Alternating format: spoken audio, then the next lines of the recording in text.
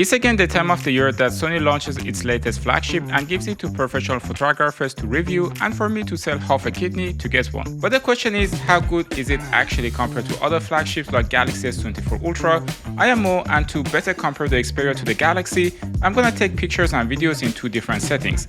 I'm gonna go to the Bears Park for nature photography, then with them we'll do a photo shoot. But for now, let's start with a quick selfie camera test. I know the selfie camera is not the most exciting one, but I think it's quite important these days because you have a lot of conference calls and you use your selfie camera. Also, why this test is kind of important is because we can also check the sound quality. Moving on the rear camera lenses, the first obvious difference between the S24 Ultra and Xperia 1 Mark 6 is the lenses. S24 has 4 and Xperia has 3 because instead of having a 3x and 5x zoom, they opted for a continuous zoom lens for 3.5x to 7.1x. You see, traditional cameras have two types of lenses, one that we call prime with a fixed focal length, and the other type, which is called zoom lens, has a variable focal length. Xperia has 2 prime and 1 zoom lens, while Samsung has 4 prime lenses. In my experience, even though on paper Xperia should do a better job compared to Samsung, in reality Samsung zoom is better, especially in two aspects. For one, the image and video are much sharper on the S24 Ultra compared to Xperia 1 Mark 6, and for two, the stabilization of the Galaxy S24 Ultra is much better than the one in the Xperia. Even the Sony Alpha series, which is the Sony professional camera line, are known for not having a great stabilization compared to rivals like Canon and Panasonic. This stabilization can be a bit of a problem, especially if you are trying to capture moving subjects, like here when I was trying to capture this butterfly. On the other hand, I like the colors on the Xperia more as they are more natural and less saturated, a theme that I'm gonna mention multiple times in this video. Xperia is all about Sony's color science and I absolutely love it. In general, the rule is that it is easier to add saturation and contrast than to subtract, so if you plan to edit your images, Xperia is more versatile. So for Xperia to have a great output, you really need 2 to 3 clicks in Lightroom, but I totally understand that majority of folks out there don't want to go through this hassle. I continued in the bird park to take some pictures, and meanwhile, I want to remind to always clean your lenses. Now, I'm going to take pictures with the manual mode with both phones. The manual mode in Xperia looks like the Sony Alpha camera interface and is very familiar to photographers. My favorite feature here is to turn on peaking, as you can see what the camera is focusing on. The manual mode on the Galaxy S24 Ultra also has all the important options like shutter speed and ISO. And you can even go to expert RAW mode, which gives you a couple more options like the digital ND filter if you want to use it. Let's open Lightroom and check the pictures. Xperia has a bit of a softer tone while S24 Ultra has a more saturated one. I find the pictures of flowers on the Xperia nicer since it doesn't over sharpen the image as the Samsung does. This sharpening does pay off when it comes to building though. As you can see here, there are seemingly more details on the S24 Ultra when you zoom in on the clock on this church from the distance. I used the 50 megapixel on the Samsung here and 48 megapixel on the Xperia. Samsung in general shines a lot when it comes to zooming. Here I did a 10 times zoom into this swan. I have been following this little swan family for weeks and the dad is very protective, so I cannot really get any closer than this.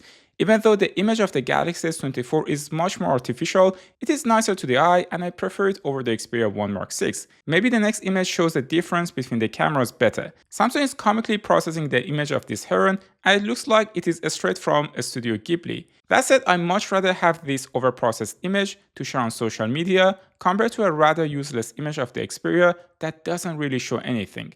On the other hand, Xperia has a really cool macro feature on the telephoto lens. If you try to take a picture of a small object like flowers, Galaxy also artificially creates a macro image, but when you zoom in into it, you will realize that the bokeh effect is not optical but digital, which doesn't look great to the eye. Also, again, both in this picture and the next one, Galaxy tends to oversaturate and oversharpen the image. This makes the flowers look too orange.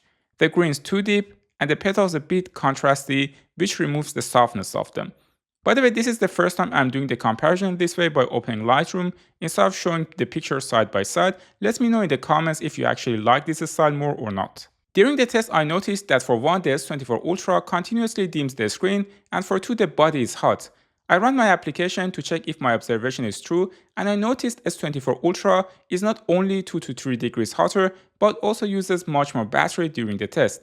This is not surprising to me since the S24 Ultra processes images a lot more compared to the Xperia, and also Xperia is cooler in general. So all that computational photography takes a toll on the phone, especially in summer days. I feel Xperia is more tailored towards professionals who maybe even use their cameras as a monitor for their Sony Alpha series, and that's the reason Sony is so focused on battery life and thermals, which is great. We already have enough overheating flagships. Let's move on my favorite part, which is portrait photography. This time, I decided to take photos of different people to see what their skin tone looks like. Let's start with Sam. Very noticeably, the Xperia overexposed the image a bit, while Galaxy did a lot of stacking with the HDR. Which one you like kind of depends on your taste. I personally prefer the Xperia pictures since it's closer to what I expect from a DSLR camera. One thing about Galaxy phones is that they also add a bit of a yellowish color to all portrait photos. This is not only for Galaxy phones, but I also experienced it on iPhones. This picture shows the difference between the two cameras very well. The Xperia didn't sharpen the image as the S24 Ultra did. The S24 Ultra made Sam a bit older in my opinion, since the skin is not soft anymore, which by the way is not how Sam's skin actually is. Nevertheless, both images look fantastic on their own.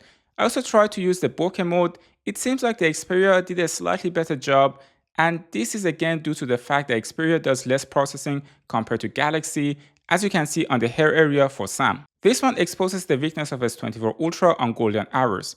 The white balance is rather off and Sam's skin is too orange for my taste. On the other hand, Xperia made Sam's hair too red.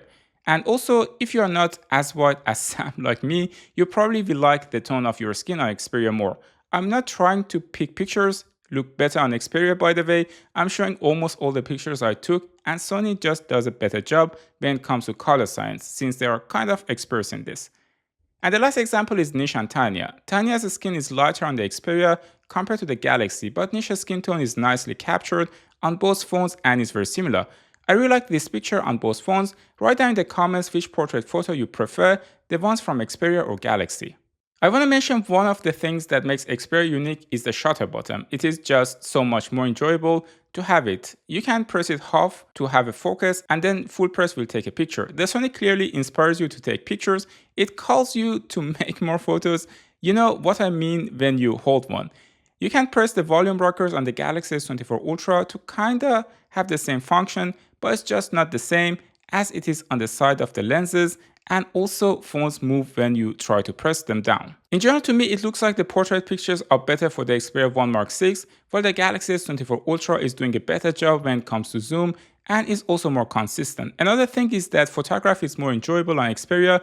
Small things like the shutter button or the Sony Alpha series interface makes it much closer to the experience on an actual camera. Galaxy S24 Ultra has better stabilization and I prefer it for taking videos. On the other hand, Xperia 1 Mark VI supports S-Cineton, so you maybe use it for some B-rolls together with your Sony Alpha series. In general, I would say the high of Sony is higher than Samsung, but on average Samsung does a better job. I also compare other aspects of these phones like battery life and performance, which you can watch next and is popping up on the screen right now. Thanks for tuning into Tecmo, and I will see you in the next one.